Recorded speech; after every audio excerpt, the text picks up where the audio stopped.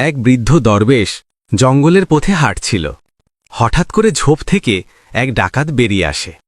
ডাকাত বলল, যা আছে সব দে, নইলে মেরে ফেলব। ডাকাত তলোয়ার ধরে দরবেশকে ধাক্কা দেয়। দরবেশ বলল, বাবা, তোমার এই পথ কতদিন চলবে? তোমার পাপের ভাগ কি তোমার পরিবার নেবে? যদি তুমি বিশ্বাস না করো তাহলে গিয়ে জিজ্ঞেস করো। ডাকাত বলল রাগে, তুই পালানোর চেষ্টা করছিস তো? দরবেশ বলল, শান্ত, তুমি যদি ভাবো আমি পালাবো তবে আমাকে শক্ত করে গাছে বেঁধে রাখো, যেন আমি কোথাও যেতে না পারি। ডাকাত আরও শক্ত করে দরবেশকে বেঁধে দেয়, থলেও নেয় আড়াআড়ি করে। লুট করা জিনিসপত্র নিয়ে বাড়ি ফিরে যায়। ডাকাত স্ত্রীকে বলল, আমি তোমাদের জন্যই অন্যায় কাজ, ডাকাতি এবং নিরীহ মানুষ হত্যা করি। আমার এই পাপের ভাগ কি তুমি নেবে? স্ত্রী বলল, না, এটা তোমার কাজ, আমি তোমার পাপের ভাগ নেব না।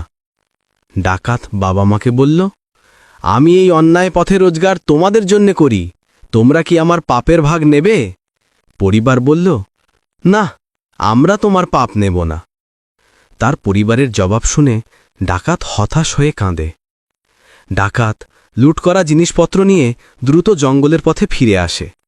সেখানে সে দেখে দরবেশ বাবা বাঁধন খুলে গাছের গোড়ায় বসে আছে। রাস্তার কে যেন বাঁধন খুলে দিয়েছে।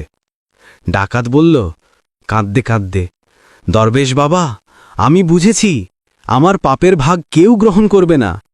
দরবেশ বলল নরম কণ্ঠে, এই দুনিয়ায় কেউ কারো পাপ বহন করে না, তুমি সৎ পথে ফিরে যাও।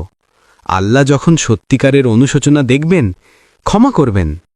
ডাকাত বলল প্রতিজ্ঞা করে, আল্লাহর কসম, আমি আর কখনো ডাকাতি করব না, আমি সৎ পথে যাব। অন্যায়ের ভাগ কেউ নেবে না, পথ বদলাও, অনুশোচনা করো।